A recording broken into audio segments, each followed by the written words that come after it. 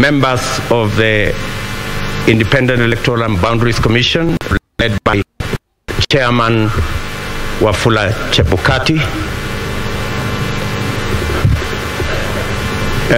fellow countrymen and women, good evening. It is a wonderful evening, and I want to thank God that we are here this evening to witness this momentous occasion as the people of Kenya restate what is in Article 1 of the Constitution of Kenya, that all sovereign power belong to the people.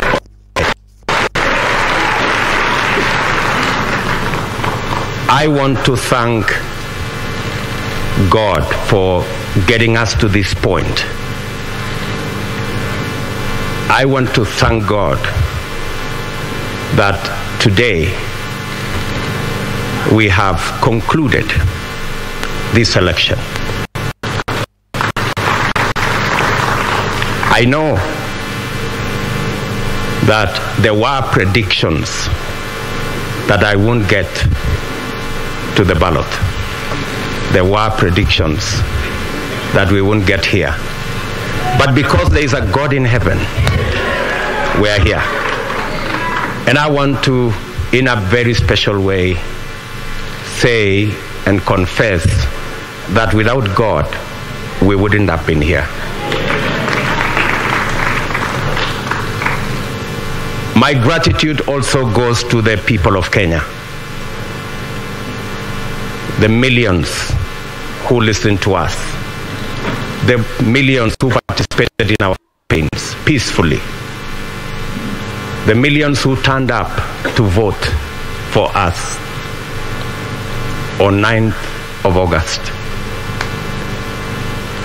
and the millions who have waited patiently until this announcement has been made. Specifically, I want to thank my fellow countrymen and women because we have raised the bar in this election. Jointly, we have raised the bar. This election was much about the issues than any configurations that have always informed our elections. Gratitude goes to the millions of Kenyans who refused to be boxed into tribal cocoons. I am a very proud Kenyan this evening that the people of Kenya have raised the bar on us who are seeking leadership in our country. Not to sell our ethnicities, but to sell our programs, our manifestos, our agenda, and our plan.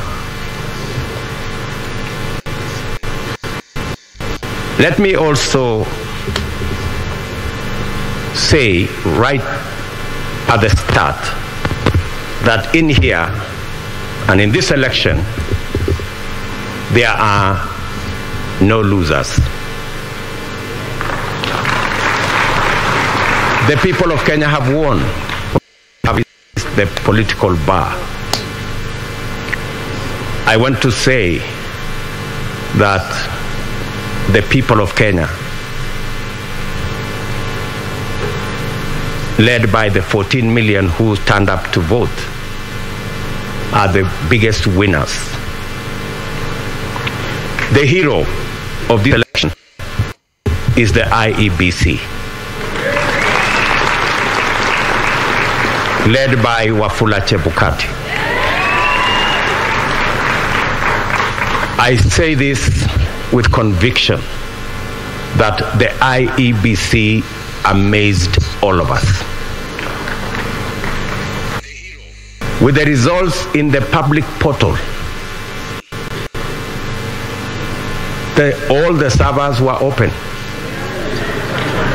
And everybody, all you needed is a simple calculator, and you would have the results.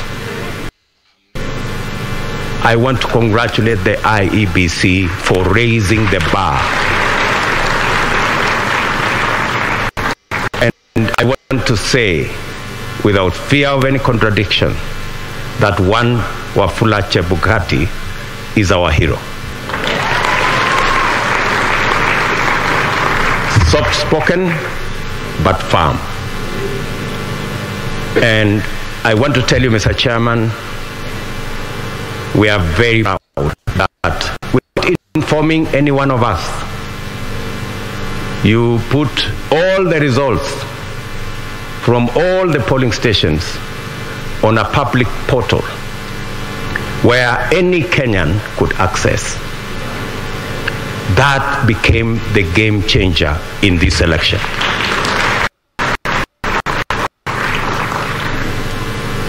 Let me also, at this point in time, thank our partners, the religious leaders, who were part of this process right from the beginning. For the first time, we spent time at this Starling Center and prayed for this process. I am sure their prayers will not be in vain. I also want to thank our development partners, our community, and all the observers who came in their thousands to be part and parcel of the process right from almost 2 weeks ago to its conclusion in this auditorium. To all of them, I tell them the people of Kenya are eternally grateful that you took your time, valuable time, to watch over this process so that the right thing can happen. I want to thank my worthy competitor, the Honorable Raila Odinga, for a campaign that we all dwelled on issues and we tried to sell an agenda to the people of Kenya. I want to promise that I will work with all elected leaders and all leaders in Kenya so that we can fashion a country that leaves nobody behind. What the people of Kenya have done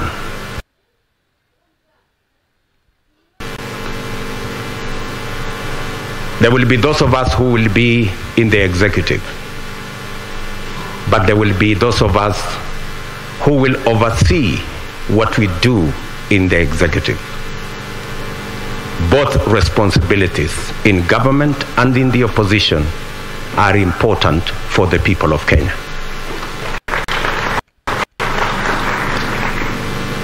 I want to promise the people of Kenya that I will run a transparent, open, democratic government. And I will work with the opposition to the extent that they provide oversight over my administration.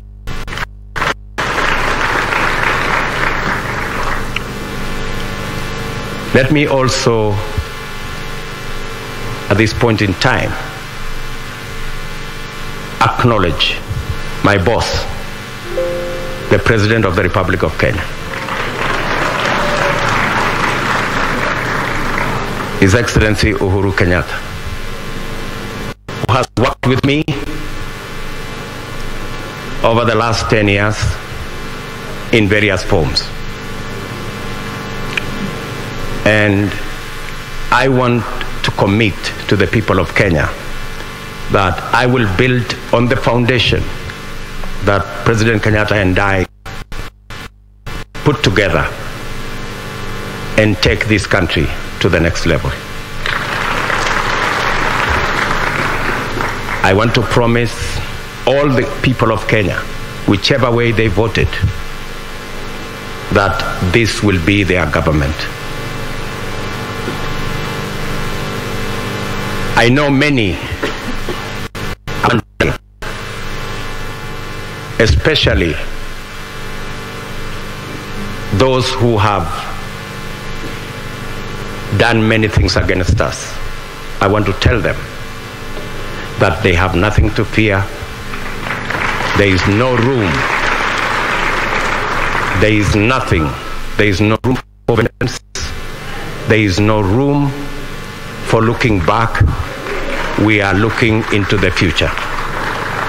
I am acutely aware that our country is at a stage where we need all hands on deck to move it forward. We do not have the luxury to look back. We do not have the luxury to point fingers. We do not have the luxury to apportion blame. We must close ranks and work together for democratic, prosperous Kenya. I want to thank the members of my team, starting with my wife and family,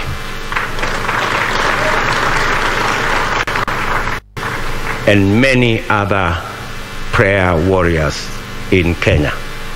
And I want to confess that I have been prayed into victory. It is not our effort. And my team knows. We were working against the odds, many odds at that. But I must confess that it is God who brought us this victory. I do not want to mention the many people, many friends who have been part and parcel of this journey. Many people have paid huge sacrifices for us to get here. I want to promise them that their sacrifice will not be in vain. I and my team and I will work very hard to make sure that we don't let the sacrifices made by many Kenyans, we don't let them down. I am very confident that this country will come together and we can move forward as one united, democratic, and prosperous country. I want to ask our religious leaders from across Kenya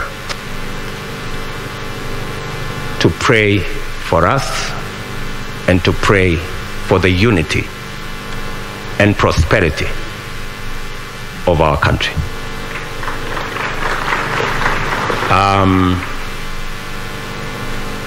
I will not want to say more than that because I will be making other statements in the course of time. But let me say to all of you, thank you very much for being here this evening to witness this very historic, democratic occasion that moves our country to the next level. And let me thank my very able deputy, for the sacrifice and the commitment he has demonstrated and the hard work he has put in, together with all our teams, Musalia Mudavadi, Moses Otangula, JB Muturi, Mr. Mutua, Amazon Kingi, and all. Let me not go down that route because I will disappoint some people, because that list is very long, especially the men and women, members of parliament who were elected with us in Jubilee. And they have paid a heavy price for us to get here. Ladies and gentlemen, waheshimiwa, let me say, I owe you. You are great people. The sacrifices you made, withstanding the many incidences of blackmail and threats, I want to tell you, you have earned your place in the history of Kenya, because today we're going to form a government together to serve the people of Kenya. So with those many remarks, let me say to all the people of Kenya, I give you my word that I will work hard to make sure that this nation moves to the next level.